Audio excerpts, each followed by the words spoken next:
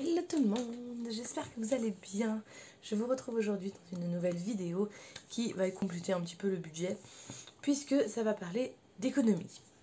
Des économies qu'on peut faire chaque mois. Alors je suis désolée, je parle du nez à moitié puisque je suis bien malade. Je me suis pris de grosses crèves, c'est pas très étonnant avec le temps qu'on a. Je pense que là, j'en ai encore pour un bon moment, donc voilà. On m'en voudra pas. Je suis un peu KO, faut l'avouer. Du coup, mon papier, il est là. Oula. Du coup, voilà, j'ai mon petit papier parce que ma mémoire me fait défaut en ce moment. Quand je suis malade, c'est un peu ça l'idée. Premier point où on peut faire des économies, c'est toutes nos factures fixes. Je m'entends par facture fixe le loyer, l'énergie, l'internet, etc. etc. On peut commencer à grappiller là-dessus. Personnellement, je n'ai pas Netflix, j'ai pas Disney+, on s'en porte très bien, puisque nous, on préfère être dehors à faire des activités, plutôt que enfermé à l'intérieur devant des écrans, même s'il pleut. On va se faire des trucs de domino, des jeux de société, je veux dire tout ça mis bout à bout, voilà. Donc moi ça me fait une économie de ce côté-là. Si vous voulez grappiller aussi sur les assurances et tout, veillez à voir, entre autres pour les assurances, veillez surtout à voir si jamais il vous arrive un pépin, comment ce sera pris en charge. Moi je sais que bon, mon assurance, je paye ce que je paye, mais je sais comment ils ont géré mon accident, je sais comment ils ont géré les dégâts des eaux que j'avais eu par la voisine du dessus. Je veux dire, il y a un moment donné, faut bien faire attention à bien peser le pour et le contre. C'est pas parce que vous payez moins cher que vous serez aussi bien pris en charge en cas de pépin. Méfiez-vous des assurances qui ont un battage de pub, parce que dans les mensualités ou si vous payez par trimestre, c'est répercuté. Ils répercutent, voilà. Ils répercutent sur les cotisations. Méfiez-vous donc. Et c'est pas parce qu'ils font beaucoup de pubs à la télé que c'est forcément la meilleure assurance du monde. Tu dormais jusque-là. Tu m'expliques où il est le problème là? Ouais, fou. Donc voilà. Donc grappillez un petit peu par-ci par-là. Voyez ce que vous pouvez enlever. Ou l'abonnement à la salle de gym, puisque vous y allez absolument jamais. Ou je ne sais pas, moi. Voilà, bref, il y a plein de trucs comme ça qui font qu'on peut récupérer des euros par-ci par-là. Deuxième point, les courses. Au niveau des courses, il y a quelques petites règles pour faire des économies qui sont toutes basiques. Dans un premier temps, c'est déjà choisir un magasin qui n'est pas très grand. Quand c'est petit, il y a le nécessaire, mais il n'y a pas de florilège à côté, pas de tentation autre. Voilà. Les grands supermarchés ont souvent le rayon des animaux, des jouets, de la librairie, etc. etc. Et c'est assez facile de divaguer au gré des rayons. Et puis en fait on met des trucs, et la note à la fin elle est beaucoup plus salée que prévu, et que du coup ben c'est un peu ballot. Autrement, une fois que vous avez ça, vous faites vos menus à la semaine ou 15 jours, un mois, comme vous voulez. Faites absolument vos menus. tu me fatigues, vraiment. Faites absolument vos menus parce que comme ça vous savez exactement ce que vous avez besoin, ce dont vous avez besoin. On fait les menus avec les placards, les congèles, les frigos, etc. etc. Comme ça on sait exactement ce qu'on a et ce qu'on a besoin. On peut faire des menus aussi par rapport à ce qu'on a dans les placards. Je sais pas, vous avez une boîte de haricots avec des steaks dans le congèle, bah, vous savez que vous pouvez faire haricot steak avec de l'estragon, impeccable, emballé, c'est pesé.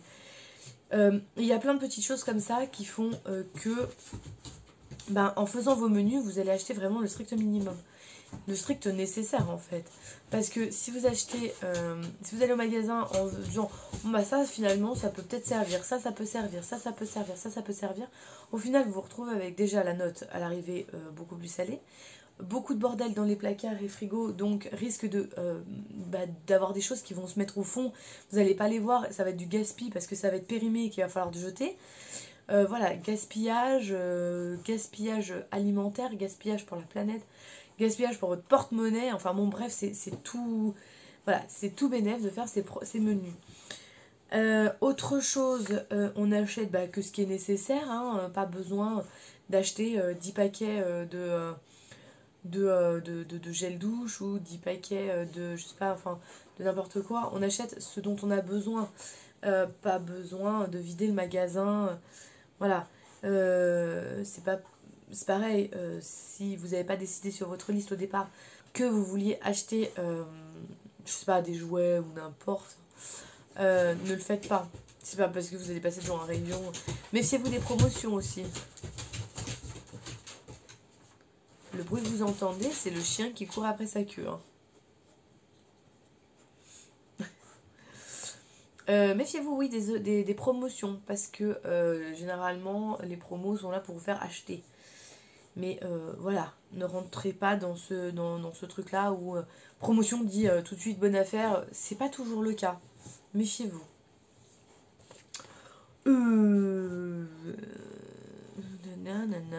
Voilà, manger avant d'y aller, les menus, les endroits un peu plus petits et achat de nécessaire. Et ben, j'ai envie de dire qu'on a fait le tour. Hein, et le panier va s'alléger. J'ai oublié une partie. Je suis en train de faire le montage. Du coup, je vous la rajoute à ce moment-là. Comme ça, ce sera fait, ce sera mis dedans. Je vous ai dit qu'il fallait un endroit plus petit. Je vous ai dit qu'il fallait... Je perds la boule. Je vous l'ai dit, je perds la tête. Ah oui, faire vos menus et faire des achats nécessaires. Mais il y a aussi deux petites choses qu'il faut faire. C'est y aller en ayant mangé et en essayant d'y aller tout seul, sans enfant. En ayant mangé, tout simplement parce que en fait, vous allez être en hypoglycémie. Votre cerveau va vous dire, ah, t'as vu les rayons là? C'est la caverne d'Ali Baba. Donc, tu vas prendre tout et n'importe quoi pour assouvir cette faim, en fait. Ce qui fait que quand tu vas prendre ça, tu vas être ravi puisque tu vas manger derrière, mais en fait, ça va rien résoudre. Tu vas avoir dépensé beaucoup plus pour rien. Sachant que si tu avais mangé avant d'y aller, bah, tu n'aurais pas pris ça et puis finalement, ça t'aurait pas manqué. Sans enfants, parce que ça me revient après, parce qu'en fait, les enfants, ils ont une tendance à dire « Moi, j'aimerais bien ça, moi, je veux ça, moi, je veux ça, moi, je veux ça, moi, je veux ça, moi, je veux ça, moi, je veux ça. » Et en fait, à la fin, bah, vous pouvez pas dire non pour tout, sinon, ça fait des crises parfois au milieu des rayons. On connaît tous, on en a tous vu quelque part. Donc, voilà, il vaut mieux éviter les tentations et se dire que, bon, bah voilà, j'y vais sans enfant, je leur fais plaisir, mais au moins, ils seront pas là en train de me dire « Je veux une voiture, je veux manger des Kit Kat, je veux manger ci, je veux manger ça, je veux manger... » C'est bon. Voilà. Essayez d'y aller solo. Vous irez plus vite. Moins de tentations. Et le portefeuille qui s'en portera mieux. Je vous laisse avec la suite. Troisième point, la maison. Parce que oui, dans la maison, il y a des économies à faire qui sont assez faciles. Déjà, commencez par remplacer toutes vos ampoules qui ne sont pas en basse consommation. Clairement, je ne sais pas s'il y en a encore beaucoup. Mais voilà, il faut commencer par ça. Ne pas laisser allumer non-stop. Voilà, il y a... Quand vous quittez une pièce, éteignez. Voilà, c'est des petites choses qui sont faciles à faire et qui coulent de source. Ensuite, que vous soyez électrique ou gaz, vu que tout augmente, l'hiver, baissez le chauffage. Pour moi, enfin chez moi, je chauffe à 17,5, 18 les jours où il fait vraiment très froid. J'habite dans les montagnes, donc voilà, quand il fait vraiment trop froid, 18 grand max. Je sais que ça fait bondir une de mes voisines un peu plus loin, qui me dit non, faut chauffer à 21, surtout avec des enfants. Non, ils sont pas malades l'hiver, ils sont pas plus malades que ça, ils me ramènent plus de merde de l'école que de la maison. Quand on chauffe peu, il faut investir dans des pulls, des bons gros pulls. Donc moi je me tricote des gros pulls. On ressemble à rien dedans mais on a chaud. Voilà. Des bonnes chaussettes. Moi je vis à la maison donc quand les enfants sont à l'école, je rentre chez moi. Voilà, je mets des grosses chaussettes, des gros pulls. Et puis comme ça, voilà. Pour la nuit, il y a des petites techniques qui sont pas très chères et qui sont très faciles à mettre en place. Mon fils est côté nord, sa chambre est plein nord, donc autant dire que quand il fait froid, il fait froid.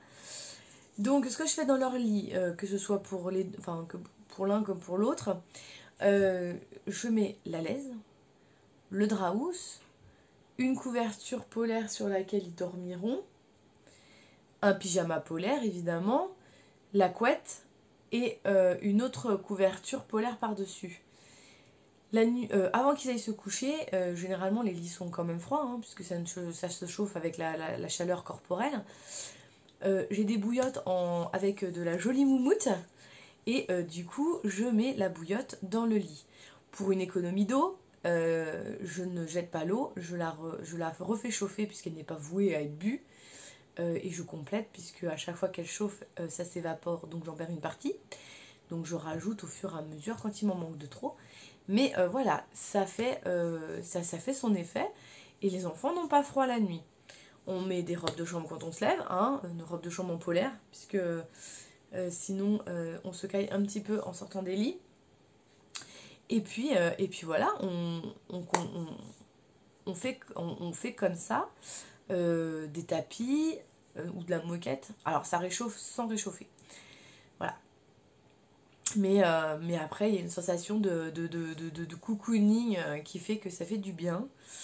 Pour ceux qui ont la chance d'être propriétaires, vous pouvez peut-être voir faites attention à votre isolation. C'est un budget au départ, mais c'est des grosses économies par la suite. Donc voilà, après il faut vous renseigner hein, pour tout ce qui est isolation, etc. etc. C'est chacun, après c'est propre à chaque situation. Et puis, il faut éteindre les veilles. Quand vous éteignez la télé, généralement il y a une petite veille rouge ou bleue ou ce que vous voulez qui reste allumée. Celle-là, faut l'éteindre, faut débrancher la télé. Parce que sinon les veilles ça consomme un max. Oh, tu me saoules toi. Tous les appareils qui sont éteints et qui gardent des lumières allumées qui se prennent pour des sapins de Noël, hein, tout ça faut l'enlever. Moi j'ai les télés. J'ai pas la box, je peux pas éteindre la box parce qu'elle est assez chiante. Donc du coup j'ose pas l'éteindre. Mais j'éteins tout ce que je peux. Et le micro-ondes. Pensez aussi à débrancher les chargeurs quand ils n'ont plus l'appareil au bout. Parce que ça, clairement, voilà. Faites du tri dans les placards, les armoires, tout.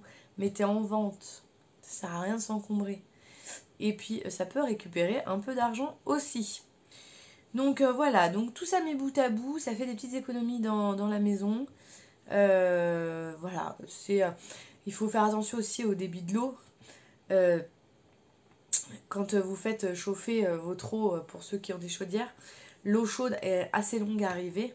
Mettez dans un seau l'eau froide, ça vous permettra d'arroser les plantes ou de mettre dans une petite bassine pour faire vos sols. Tout ça mis bout à bout, ça peut faire une bonne économie. Désolée, je parle du nez. ça peut faire une bonne économie à l'arrivée. L'eau n'est pas... enfin, c'est quand même précieux, donc voilà. Même s'il en tombe beaucoup trop du ciel en ce moment. Voilà, pour la maison, je vois à peu près ça déjà, c'est déjà pas mal. Si vous arrivez à mettre ça en place, ce sera déjà un bon gros point. Quatrième et dernier, on va dire que c'est l'extérieur, entre autres les moyens de locomotion. Pour ceux qui ont une voiture, il y a l'essence qui augmente à fond. Chez nous, elle est à 1,60 le litre, donc en moyenne, donc ça fait un peu mal aux fesses. Donc du coup, il faut opter pour une solution alternative. Tout le monde ne peut pas avoir une voiture électrique puisqu'il faut des bornes pour les recharger et ça, c'est pas possible partout. Donc voilà, voilà. Moi, ce que j'ai trouvé, c'est d'utiliser beaucoup moins ma voiture et d'opter pour le vélo. Donc vélo, à pied, bon j'ai pas de trottinette, mais vélo et à pied. Donc ça demande juste une bonne paire de baskets et un bon vélo. Voilà. Et du coup, pédaler, c'est une économie, puisqu'il n'y a pas de carburant à mettre dedans. C'est écologique, puisqu'il n'y a pas de pollution avec ça. Donc la planète vous dira merci, votre portefeuille avec. Et en plus, c'est bénéfique pour le corps, puisque ça fait une activité sportive aussi. Bon, alors, je sais que j'habite sur une grande colline, enfin une grande colline, une colline qui monte bien. Donc, il y a une partie qu'on va faire à côté des vélos, par principe de sécurité en descente. Puisque comme ça descend très fortement, je n'ai pas envie qu'on s'éclate dans le mur qui est en bas. Donc, par sécurité avec les enfants, on va faire attention. Et en remontant, c'est juste mon souffle qui ne suit pas et mes jambes avec. Donc on finit à pied à côté des vélos. Voilà. Il y a des jours où,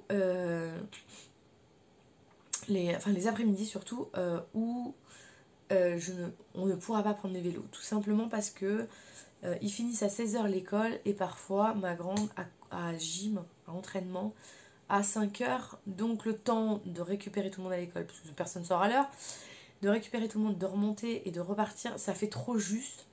Donc ce qu'on fera, c'est qu'on partira à pied, pour ne pas avoir de vélo à laisser en bas et à remonter, puisque voilà, et après on reprendra de quoi arriver à l'heure de partout, et rapidement pour les enfants. On s'adapte, je garde un moyen de locomotion pour les courses, parce que je ne me vois pas forcément revenir avec le pack de lait sur le dos. Voilà.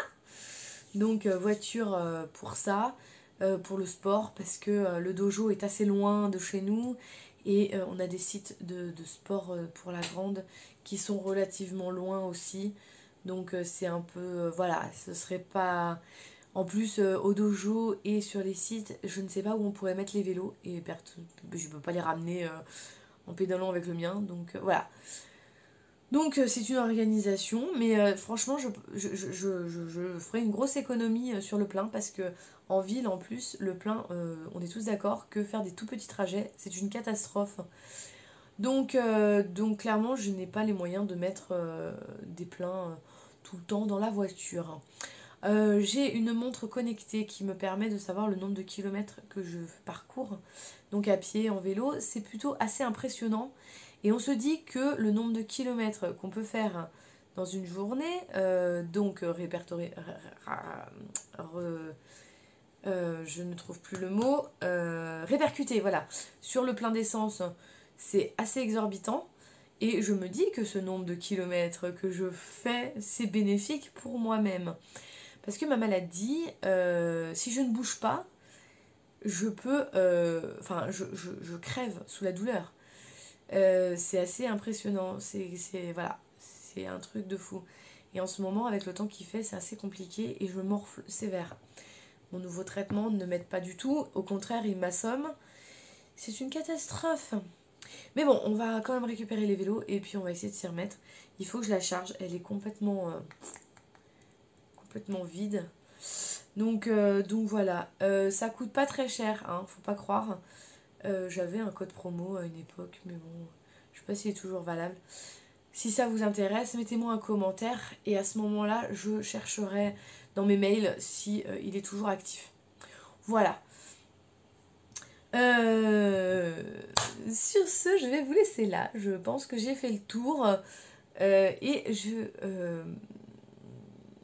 vous reviendrai dans une prochaine vidéo sur encore des autres sujets qui permettent de faire du vide aussi bien pour son esprit, pour son appartement, le mode de vie qui soit économique, écologique et qui soit hyper facile à mettre en place, de la parentalité, du DIY, toujours mes recréations évidemment, hein, parce que ça c'est quelque chose que je garde.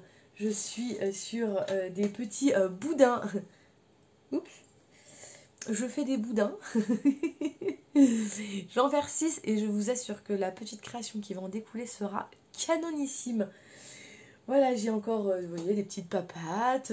Je crochette à fond. Je profite aussi des vacances pour faire de la broderie diamant et avancer certaines choses, puisque voilà, il y a du projet secret. Voilà, il y a plein de choses qui bougent. Donc tout ça sur ma chaîne, ça va swinguer. Abonnez-vous si ce n'est pas déjà fait. Pour tous les nouveaux arrivants, je vous dis un grand merci à vous. Ça me soutient et ça me réconforte. Mettez un max de likes, abonnez-vous. C'est une belle famille, hein, on est tous bienveillants. De toute façon, voilà. Je vous dis à très bientôt et je vous embrasse. Prenez soin de vous. Bisous!